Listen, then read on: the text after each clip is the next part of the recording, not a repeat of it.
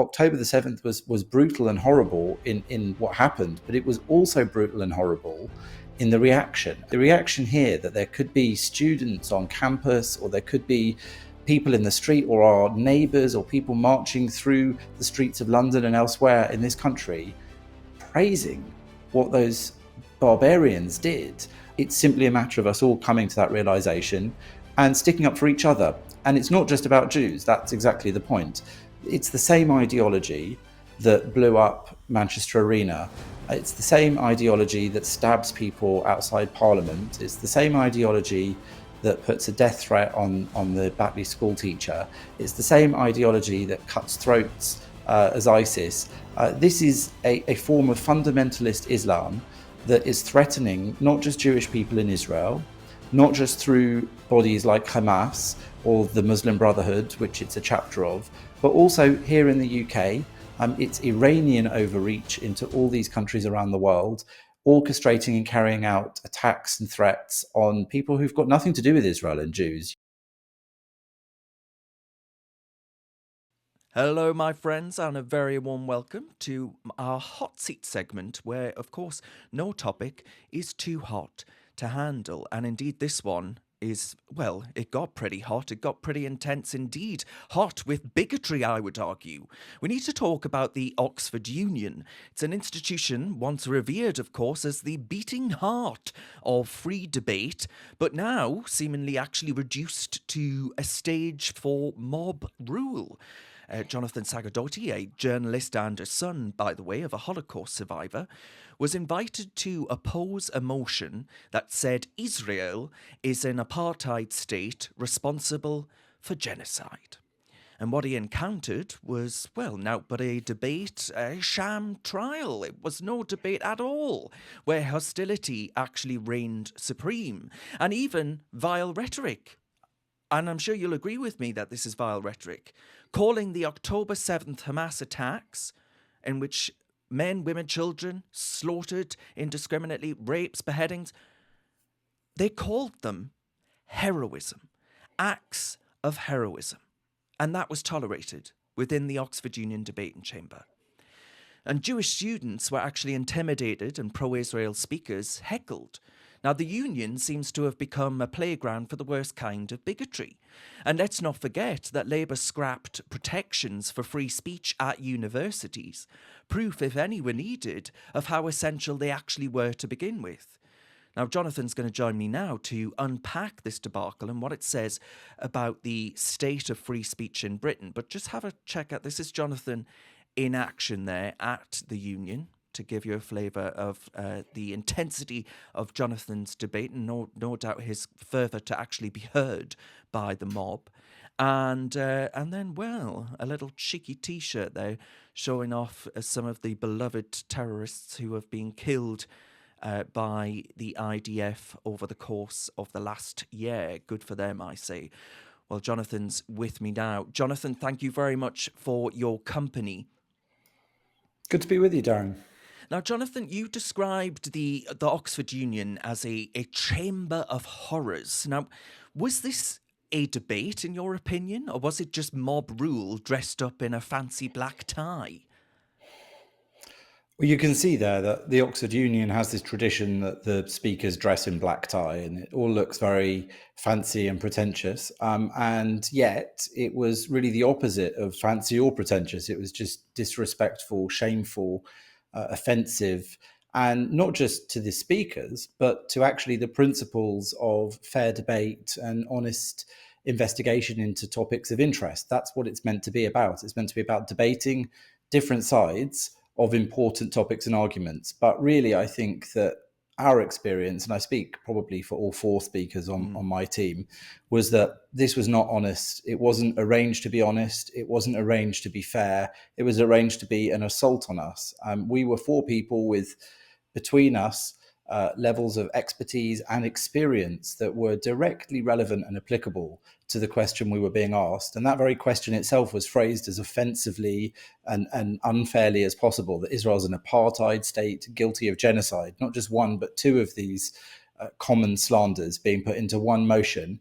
They could have used a motion that was slightly more balanced or fair to debate what's going on in Israel at the moment, but no, it was as aggressive as it could be. They invited on the other side speakers who were designed to be aggressive and offensive. Originally, they invited Norman Finkelstein. He pulled out at the last minute. I think he was scared of our team in the end.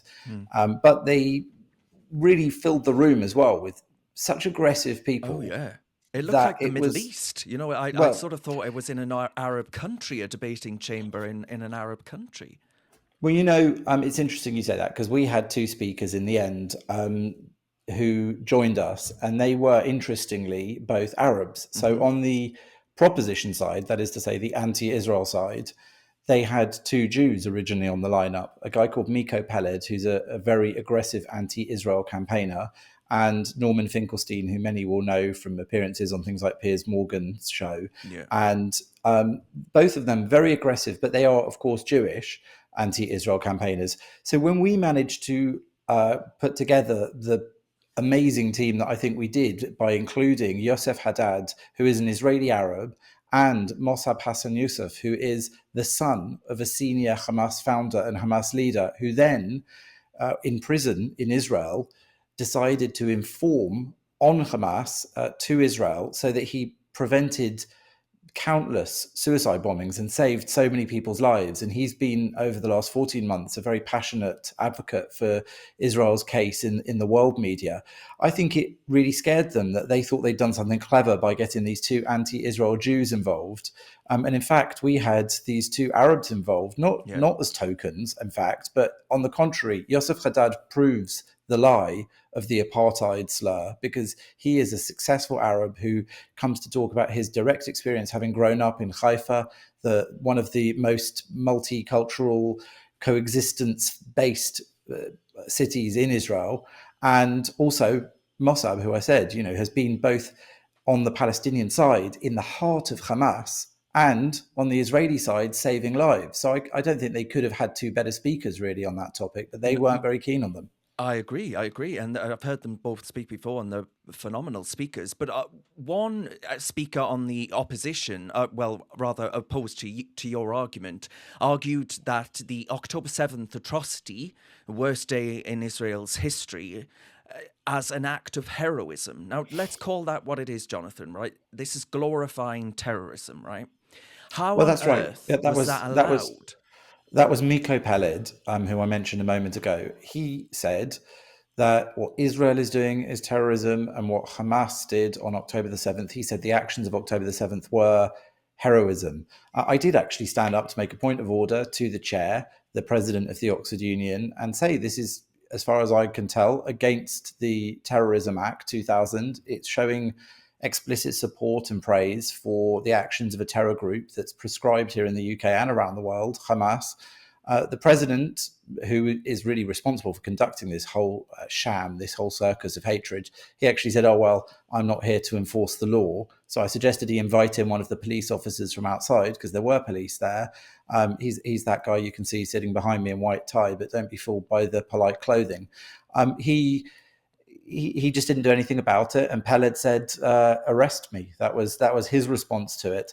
And as well, it's worth mentioning as well that Mossab, in his speech, after he'd explained to the people in the room that he had actually risked his own life and at great jeopardy to himself, informed on Hamas to save lives when he was a double agent. He asked how many people in that room, by a show of hands, would have informed on, if they'd had information about October the 7th before it happened, if they would have given it to the authorities. Very, very few people put up their hands. I may have put up both hands. I can't remember now. But he asked them that, and I think it was a really smart question, because he showed that they were effectively supporting terrorism. It's just grotesque. Where, Jonathan, do Jewish students at what is considered to be one of the most august institutions in the entire world, Oxford University, where did Jewish students go, and what would your message be to Lord Hague, who was just taken over as a chancellor of that said august institution? Where did Jewish students go?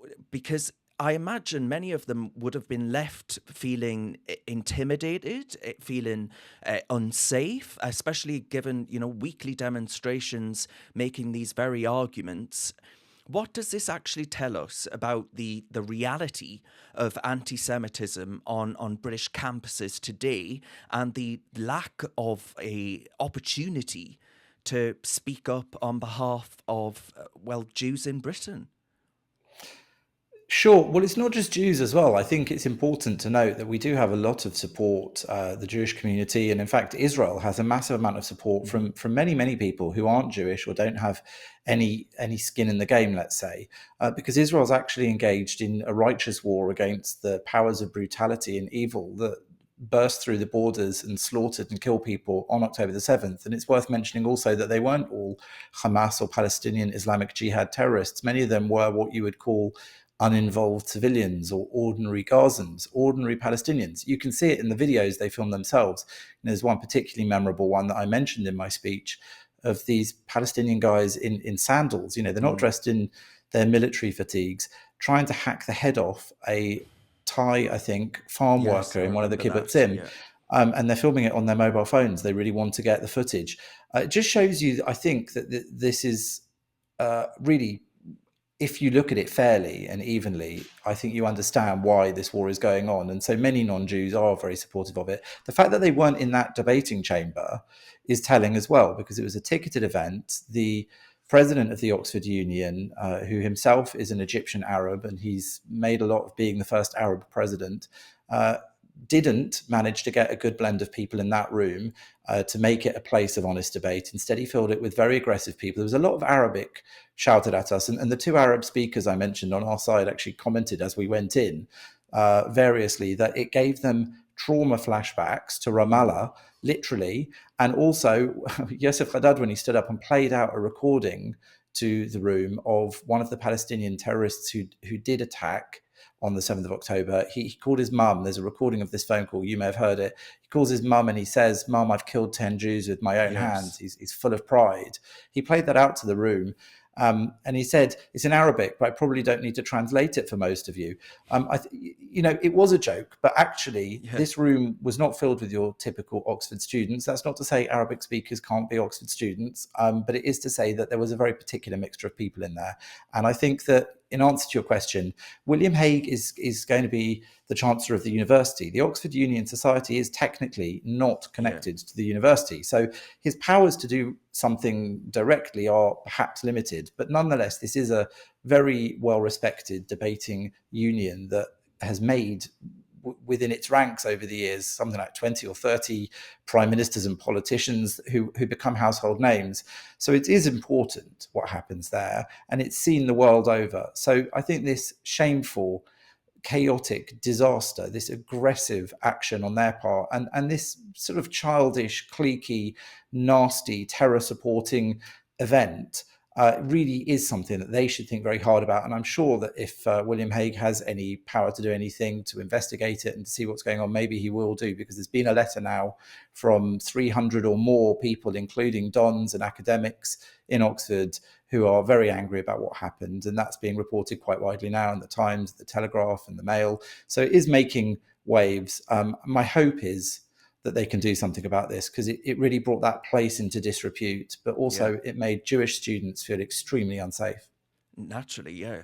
I mentioned at the start there that the Labour government recently scrapped a Conservative proposal for protecting free speech at universities. I'm just wondering if you had any reflections, given your experience at Oxford. Does this not prove how desperately those protections are actually needed? Because the cancel culture, the malicious mob culture, even is actually a deterrent to free and open debate and free and open discussion of views that are perfectly legal, perfectly justifiable, but these days are fewer and fewer. The free speech debate's a really important one, because effectively I am a believer in free speech, but there are some limitations already to free speech. So, for example, where what you're saying is illegal, there isn't absolute freedom of speech. And I would say that supporting or praising terrorist acts, like saying that October the 7th was heroic, that one shouldn't necessarily be free to do that. But I've always said about places like the Oxford Union as well, that just because there is freedom of speech and just because a president who, is elected for a term by some of his peers is able to invite whoever he likes, it is still very telling who he chooses to invite. He's got 8 weeks to fill in those short Oxford terms. So to choose, not just in this debate, by the way, but to choose a series of speakers who were massively and heavily biased, anti-Israel, and unfair on the Jewish state really reveals something about that president. Whether or not there should be the freedom to do that, it's his choice to have done it that should be under the microscope. And I would say also that without wanting to politicize this too much, this Labour government has proven itself on Israel in particular not to be robust and ethical. It's not been upstanding against the forces of bad. Even this ICC arrest warrant for Benjamin Netanyahu, that court has no jurisdiction to make that arrest. The Conservative government was actually trying to stop that from happening before it did. The Labour government came into power and then chucked out that objection before it had time to even work its way through. They made their indication very clear that they're not being fully supportive of Israel. And then, having danced around the question of whether or not they would arrest Israel's democratically elected and popular Prime Minister Benjamin Netanyahu if he came to the UK because of this ICC arrest warrant. Well, what are they doing now as we speak? They're busy schmoozing the Qataris who are on a state visit here. So Qatar, which has probably quite a great deal of control over the hostages still being kept in Gaza, including Emily Damari, the British girl, whose mother, Mandy Damari, is actually here at the moment meeting politicians. Instead of pressuring Qatar at all, they're welcoming them, rolling out the red carpet.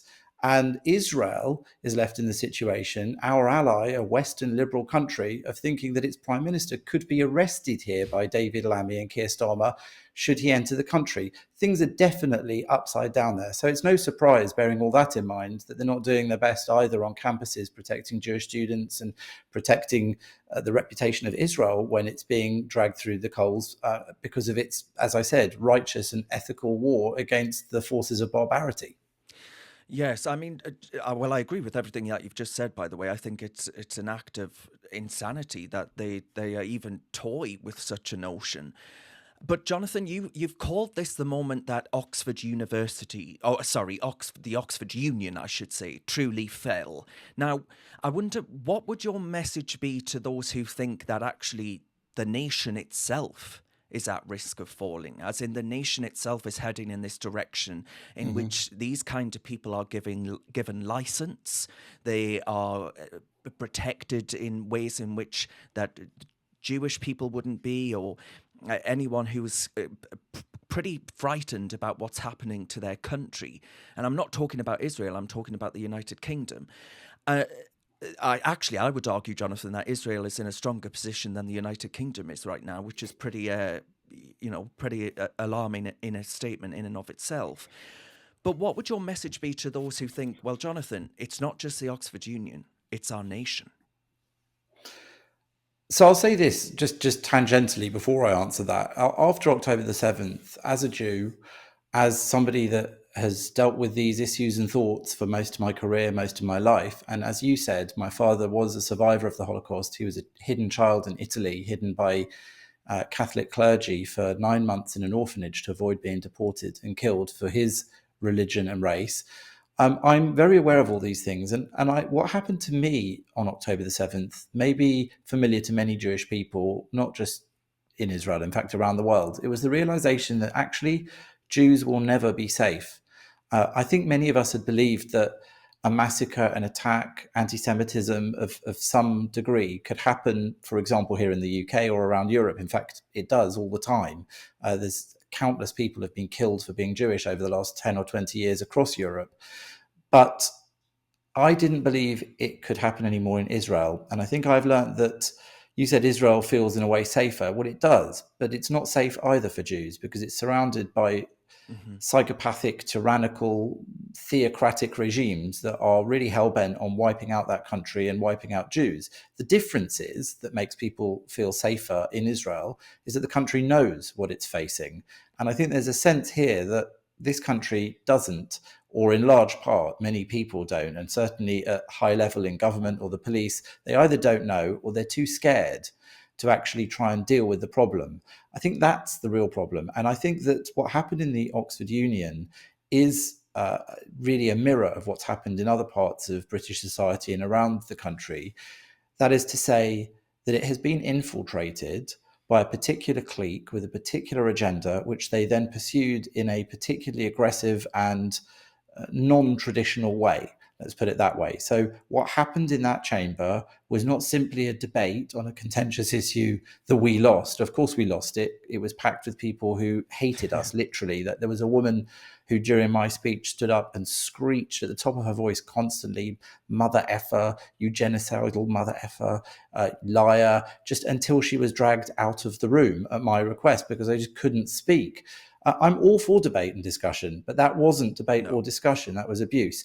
And so people that pursue that agenda, infiltrating places like the Oxford Union, an establishment organization that, as I said, has a certain reputation and stature in our nation's culture and life, well, that's a problem. And then when you see that similar things have happened in other parts of Britain and in other very important places, the Oxford Union is not really that important, but it is a precursor to more important places. It's like a sort of nursery school version of Parliament.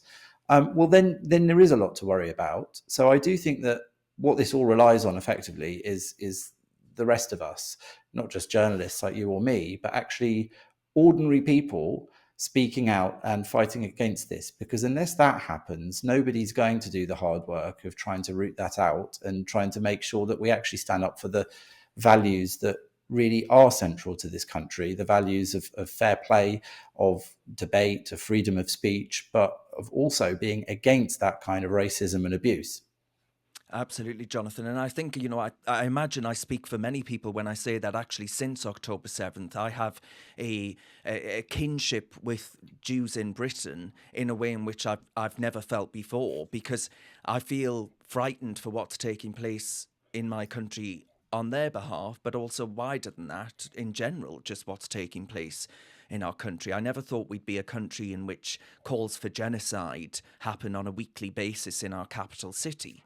That would have been unthinkable to me even 10 years ago, never mind. Perhaps I've just not been as alive to it, awake, as they call it, as I should have been. I would say on that, thank you, firstly, because it is really important that people have that sense and have come to that realization.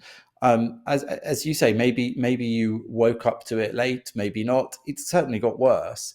And I think that October the 7th was brutal and horrible in what happened, but it was also brutal and horrible in the reaction. And that's what I think you're talking about there, which is the reaction here that there could be students on campus, or there could be people in the street, or our neighbours, or people marching through the streets of London and elsewhere in this country, praising what those barbarians did.